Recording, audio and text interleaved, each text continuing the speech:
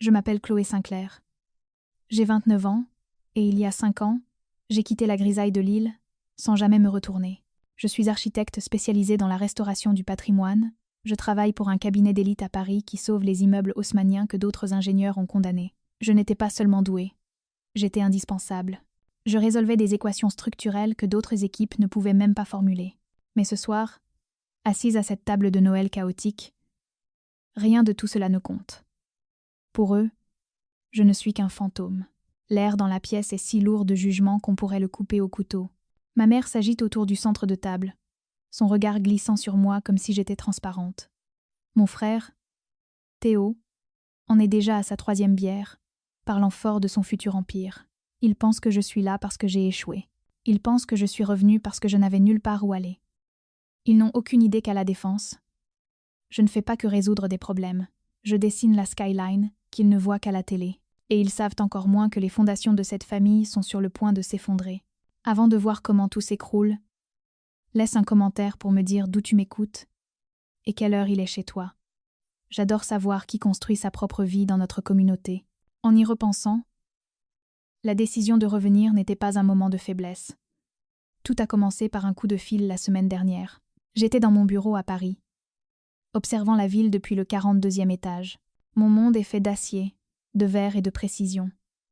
Le silence des hautes altitudes. En bas, le périphérique n'est qu'un bourdonnement. Un rappel du chaos, au-dessus duquel je me suis élevée. Quand mon téléphone a vibré, le nom sur l'écran m'a semblé être une erreur système.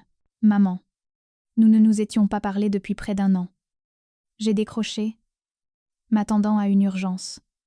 Au lieu de cela, j'ai reçu un ordre. Chloé, tu dois rentrer pour Noël. Théo a besoin de soutien. Il traverse une phase de transition. Pas une question. Pas un « Comment vas-tu ?» Juste une convocation. Théo avait besoin de soutien. L'enfant roi trébuchait encore.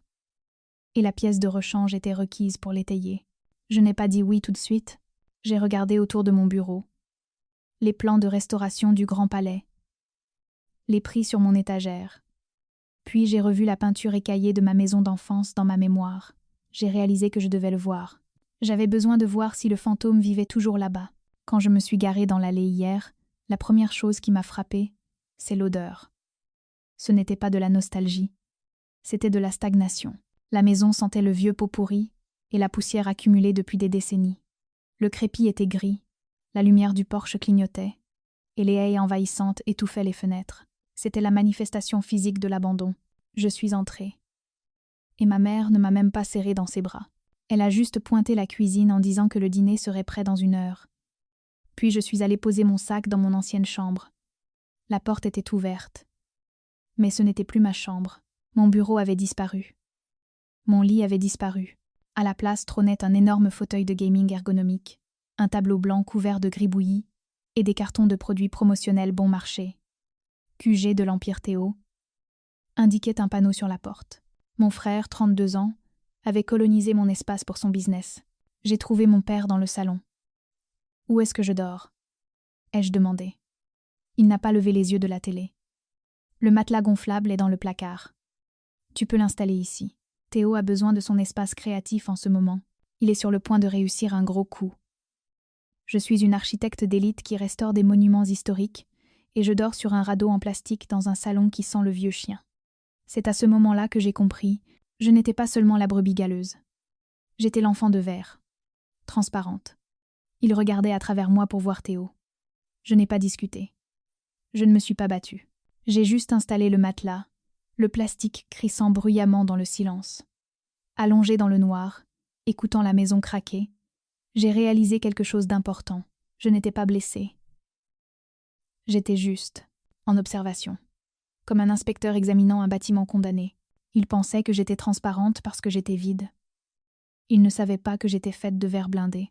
Le matin de Noël est arrivé avec la subtilité d'un accident de voiture. Le salon était un champ de mine de l'inventaire de Théo, des boîtes de robinetterie en laiton bon marché récupérées d'un chantier raté, des piles de t-shirts immobiliers Théo Prestige qui sentaient le chimique. Il les distribuait comme si c'était des lingots d'or. Du merch pour l'équipe, a-t-il souri en me jetant un t-shirt. Porte-le avec fierté, Serette, Tu as devant toi l'avenir de l'immobilier régional. Je l'ai attrapé. Le tissu était fin, le logo de travers. Papa a mis le sien immédiatement, rayonnant. C'est de la qualité, fils. Du vrai branding. Maman vibrait pratiquement de fierté. Puis, vint mon tour. Maman m'a tendu un paquet plat et fin, emballé dans du papier de supermarché. On a vu ça et on a pensé à toi, a-t-elle dit, sa voix dégoulinant de cette pitié spécifique réservée aux artistes en galère. Je l'ai ouvert. Un agenda. Pas n'importe quel agenda. Un planificateur de carrière acheté dans un bazar à 1 euro. Le genre, avec des citations motivantes génériques, comme « Tiens bon » et « Rêve grand » sur chaque page. Peu.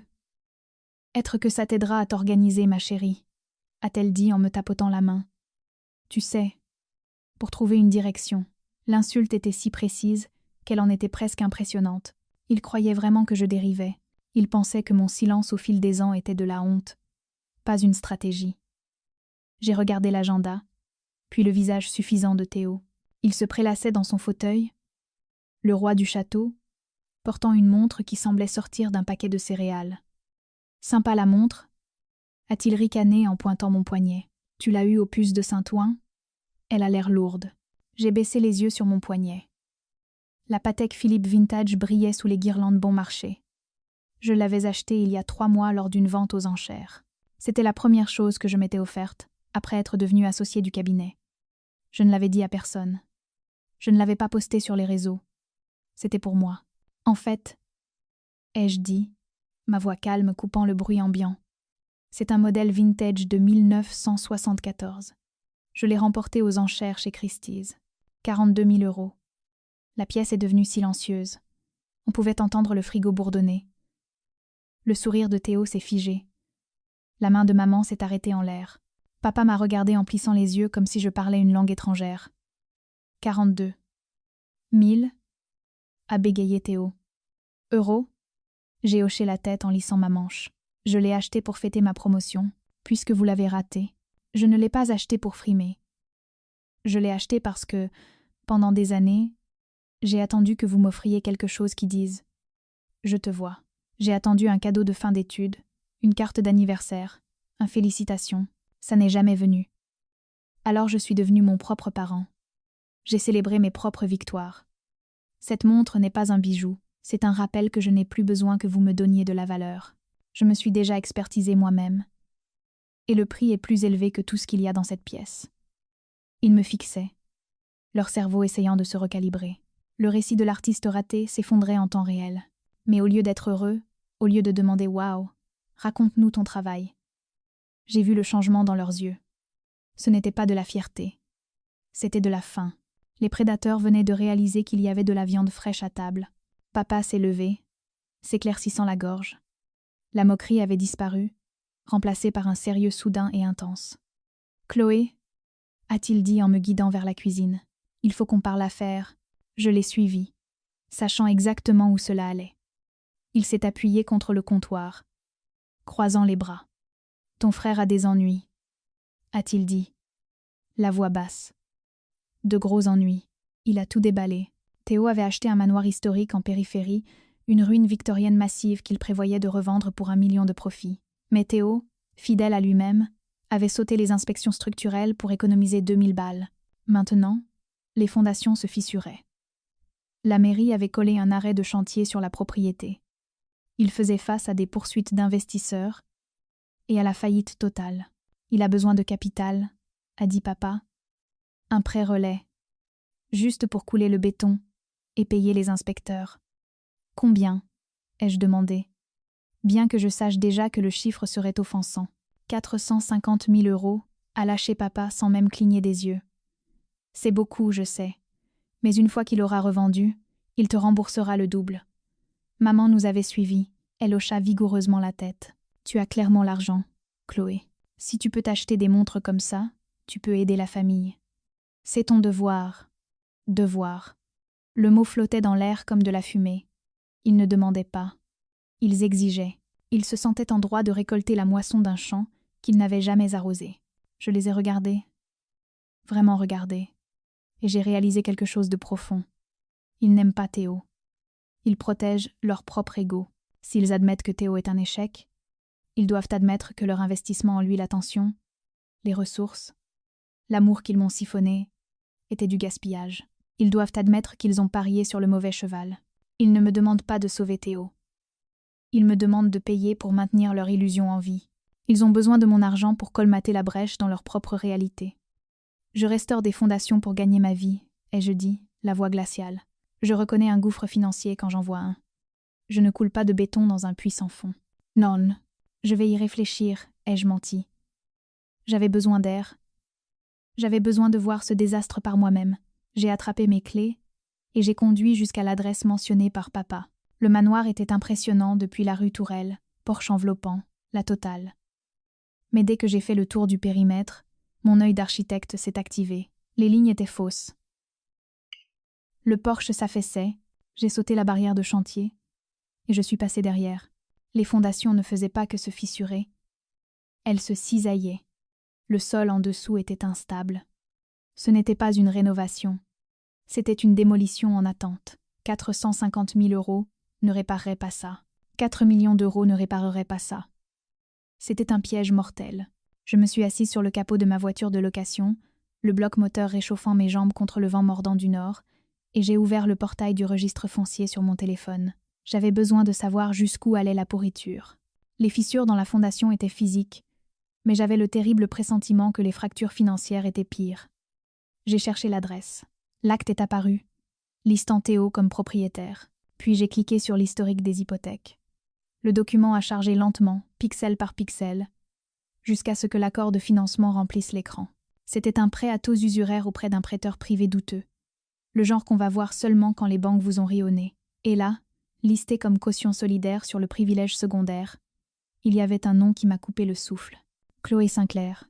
Ma signature était griffonnée au bas de la page.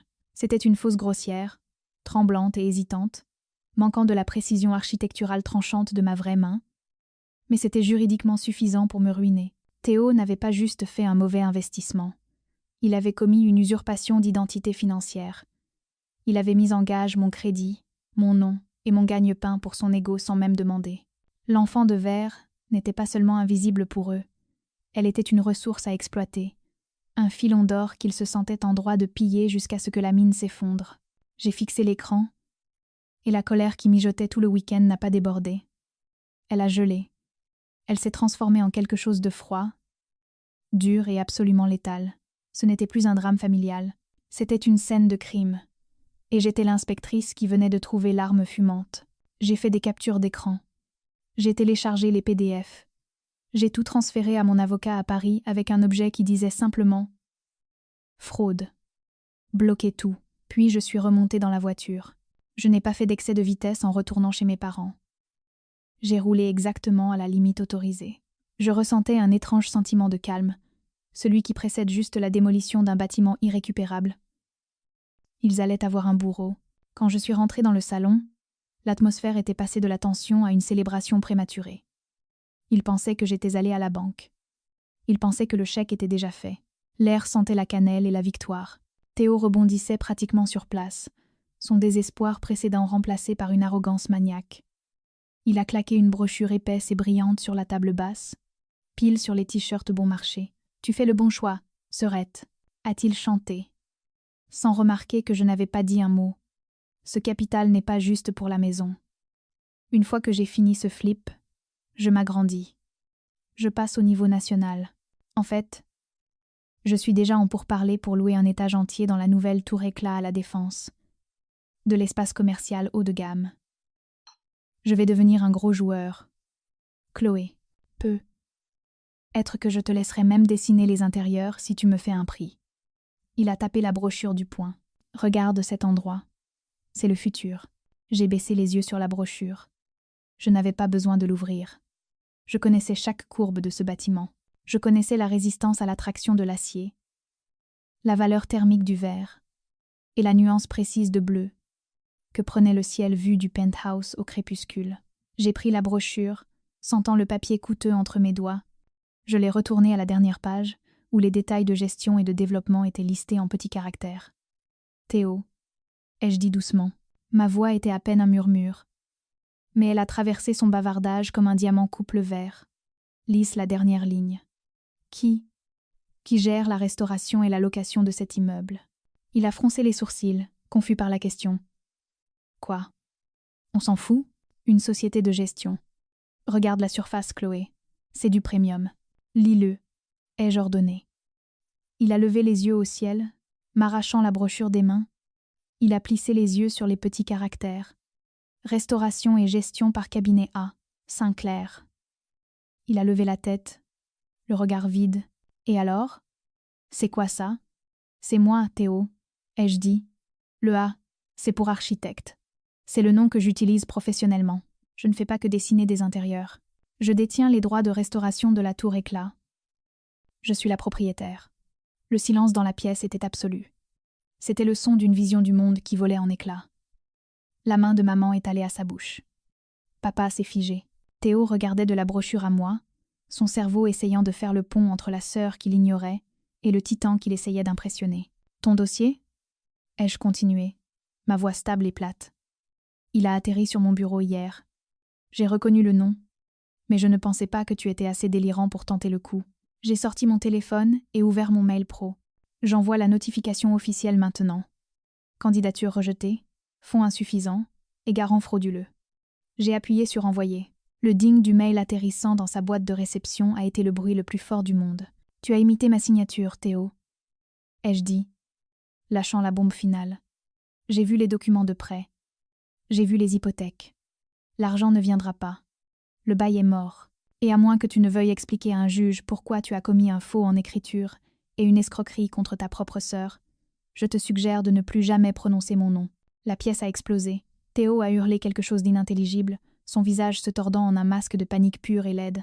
Maman a éclaté en sanglots, gémissant que je ruinais la famille, que je détruisais l'avenir de son fils pour un malentendu. Papa s'est levé, le visage pourpre, pointant un doigt tremblant vers moi et menaçant de me déshériter, comme s'il ne l'avait pas déjà fait il y a des années de toutes les manières qui comptent. Je n'ai pas crié en retour. Je n'ai pas pleuré. Je me suis levée et j'ai lissé le revers de mon blazer. Je les ai regardés hurlant, pleurant, désespérés, et je n'ai ressenti rien. Pas de colère, pas de tristesse, juste un vide profond et silencieux. Pendant des années, je pensais que le contraire de l'amour était la haine, mais j'avais tort. La haine est une connexion. La colère est une connexion. Ça veut dire que tu te soucies encore de ce qu'ils pensent. Mais l'indifférence, c'est la liberté. Je les ai regardés comme si je regardais une télé-réalité avec le son coupé. C'étaient des étrangers bruyants, désordonnés et frénétiques, qui se noyaient dans une piscine qu'ils avaient creusée eux-mêmes. J'ai attrapé mon sac. Je m'en vais, ai-je dit, ma voix traversant le bruit, non pas parce qu'elle était forte, mais parce qu'elle était définitive. L'enquête pour fraude prendra quelques semaines. Je vous suggère de prendre un avocat. Je n'ai pas claqué la porte. Je l'ai fermée doucement, le clic de la serrure résonnant comme un point final au bout d'une phrase longue et terrible. Je suis sortie dans l'air vif de l'hiver du Nord. Il faisait froid, mais l'air semblait propre. J'ai conduit jusqu'à l'aéroport, rendu la voiture de location et pris le premier vol. De retour à Paris, debout dans mon bureau fini à la tour Éclat, le silence est différent. Ce n'est pas le silence de l'ignorance, c'est le silence de l'intouchable. Les lumières de la ville s'étalent sous mes pieds, une grille de possibilités infinies. Mon téléphone a vibré sur le bureau en acajou. Numéro bloqué. Des messages vocaux que je n'écouterai jamais. J'ai regardé ma montre. Elle était parfaitement à l'heure. Théo était en faillite. Mes parents faisaient face aux retombées de leur propre laxisme, affrontant les conséquences que je refusais de payer. Et j'étais là. Je n'ai pas perdu une famille ce jour-là. Je me suis délestée d'un poids mort. J'ai construit mes propres fondations, coulées dans la sueur et l'acier, et contrairement à la maison en ruine, celles-ci ne se fissureront jamais. Si tu as déjà dû construire tes propres fondations parce que celles qu'on t'avait données étaient fissurées, abonne-toi, dis-moi dans les commentaires. Quelle est la chose que tu t'es offerte et qui a prouvé que tu avais réussi? Je lis absolument toutes vos histoires